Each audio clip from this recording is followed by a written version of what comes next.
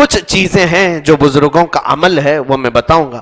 اعلیٰ حضرت فاضل بریلوی رضی اللہ تعالیٰ عنہ نے لکھا ہے کہ نکاح کرنے کے بعد دولہا اپنی دلہن کو اپنے گھر لائے تو کچھ کام کر لینا چاہیے. نوجوان جن کا نکاح نہیں ہوا ہے وہ اس پر عمل کر سکتے ہیں. وہ یاد رہے اگر ان کو بات.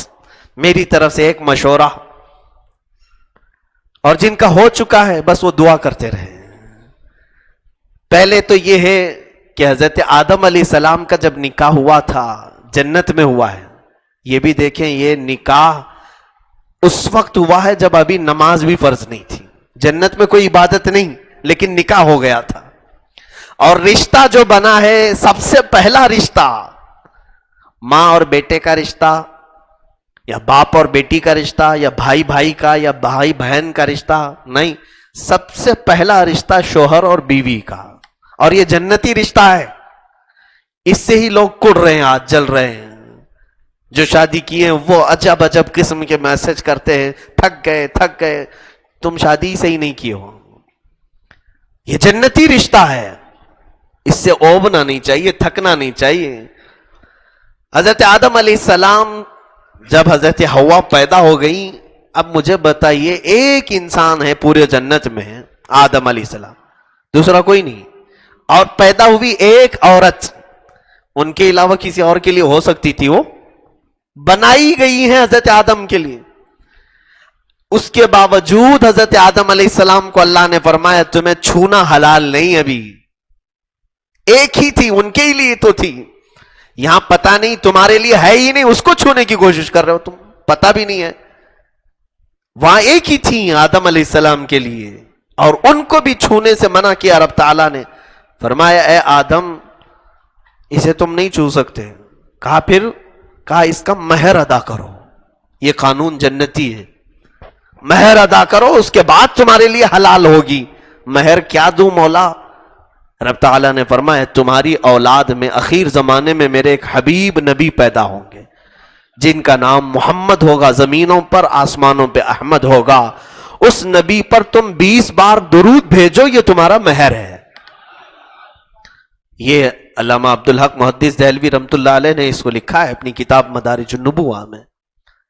میرے عزیزو, آدم علیہ السلام کے لیے بی بی حوا حلال ہوئی.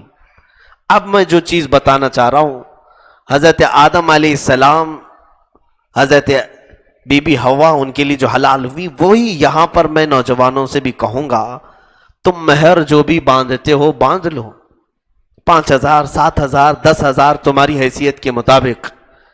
لیکن ساتھ ہی تمہاری دلہن گھر پر آنے سے قبل ہی مصطفیٰ کریم صلی اللہ علیہ وسلم کی ذات پر تم بھی درود پاک بھیجو. 20 نہ صحیح 100 مرتبہ تم اپنی طاقت استعداد کے مطابق جتنا ہو سکے, تاکہ یہ شریعت کا جو قانونی مہر ہے وہ پیسوں سے تم نے ادا کر دیا, اور جو آدم علیہ السلام کا جنتی مہر ہے وہ بھی تم سے ادا ہو جائے. ایک تو یہ طریقہ, یہ میرا مشورہ ہے. اعلیٰ حضرت اللہ تعالیٰ عنہ نے جو فرمایا وہ یہ ہے کہ دلہن کو گھر پر لائیں تو پہلے اس کے گھر پہ داخل ہونے سے پہلے ہی اس کے پیر دھل لو, اس کے پیر دھل لو, اور اس کے پیر کے دھلے ہوئے پانی کو گھر کے چاروں کونوں میں ڈال دو. چاروں کونوں میں ڈال دو, اللہ رب العزت خوب برکت نازل فرمائے گا, برکت آئے گی. اور دلہن جب گھر پر آ جائے تو پھر فرمایا کہ رات کو جب تم تنہائی میں ہو جاؤ گے, حجلہ عروسی میں تم آئے, آج پہلی رات ہے ملاقات کی, تو دلہن اور دولہا جب اکیلے ہو جائیں, تنہائی ہو جائے, خلوت صحیحہ ہو جائے, تو سب سے پہلے وہ اپنے غلط طریقوں سے ملاقات نہ کریں.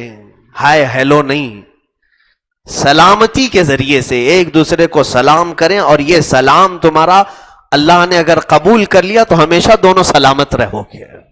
دعا ہے نا, السلام علیکم ورحمت اللہ وبرکاتہ, اللہ تم پر سلامتی نازل کرے اور اللہ کی رحمتیں اور برکتیں ہوں تم پر.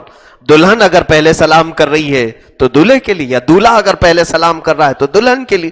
لیکن کوئی اس میں یہ ضروری نہیں ہے کہ پہل کسے کرنا چاہیے, جو چاہے کر سکتا ہے. سلام کے ذریعے سے ابتدا ہو, اس کے بعد ابھی وہ اپنی دیگر گفتگو شروع کرنے سے پہلے، اپنے دیگر معاملات کرنے سے پہلے سب سے پہلا کام وہ یہ کرے کہ دلہن کا دوپٹہ لے لے، اس کو مصلی بنائے، جانماز بنائے، اور مرد باوضو عورت دلہن کے پاس جائے جب وہ پہلی رات میں جا رہا ہو، اور اسی دوپٹے کو مصلی بنا کر اس پر 2 رکعت نفل ادا کرے، اور اس کے پیچھے اس کی دلہن اسی دوپٹے پر 2 رکعت نماز ادا کرے، اور پھر اس کی پیشانی پر اپنا ہاتھ رکھ کر کے دولہا صرف یہ دعا کرے، اللہم انی اسألک من خیرہا و خیر ما جبلتہا علیہ، یعنی اے اللہ میں تجھ سے صرف اس کی خیر کا سوال کرتا ہوں، اور جس پر یہ جن اچھائیوں پر تو نے اس کو پیدا کیا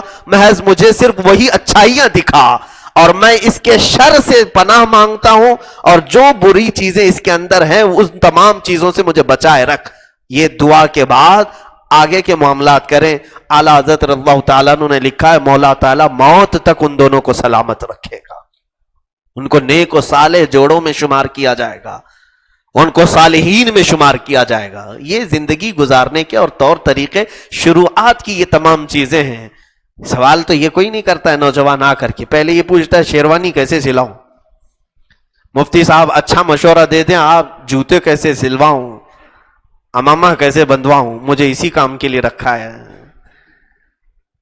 میرے عزیزو، زندگی کی پہلی رات ہو، ایک نئی زندگی گزارنے جا رہے ہو، تو یہ بھی تو سوال کریں کہ میرے آقا صلی اللہ علیہ وسلم کی سنتیں کیا ہیں، اسلامی طور طریقہ کیا ہے، اسی اعتبار سے اپنی زندگیوں کو شروع کرو۔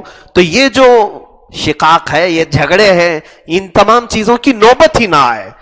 میں یہی دعا کرتا ہوں مولا تعالی ہم سب کو جنتی لطف دنیا میں بھی عطا کرے اور آخرت میں بھی عطا کر رہے ہیں، اور بیوی کو بوجھ نہ سمجھیں، اور کوئی بیوی اپنے شوہر کو بوجھ نہ سمجھے، اور جس نے یہ سوچ لیا ابھی سے، اور حقیقت میں اللہ اسے بوجھ بنا کے ہی رکھے گا۔ جس نے سوچا یہ بیوی میری بوجھ ہے، روزانہ کچھ نہ کچھ مانگتی رہتی، تم نے دماغ میں جیسے اس کو بوجھ سمجھا، رب تعالیٰ نے تمہارے لیے اس کو بوجھ ہی بنا دیا۔ اور تم اگر یہ سوچتے کہ اللہ تعالیٰ نے میرے حوالے اس کو کیا ہے، میں ذریعہ بنا ہوں اس کے رہن سہن کا، اس کے کھانے پینے کی، اس کی تربیت کا، تو اللہ تبارک و تعالیٰ ایسے آسانی سے تمہارے لیے رزق کے دروازے کھولے گا، تمہیں پتہ بھی نہیں چلے گا۔ ایسی جگہ سے رزق آئے گا جہاں تمہارا گمان بھی نہیں ہوگا۔ بوجھ نہ سمجھے، نہ عورت مرد کو بوجھ سمجھے، نہ مرد عورت کو بوجھ سمجھے۔ یہی زندگیوں کے اسلوب ہیں میرے عزیزو۔ اللہ خیر والے معاملات فرمائے۔ ایک ہی آیت کی میں تفسیر کر سکا، دوسری آیت انشاءاللہ کل عرض کرتا ہوں۔ وآخر دعوانا ان الحمد للہ رب العالمین۔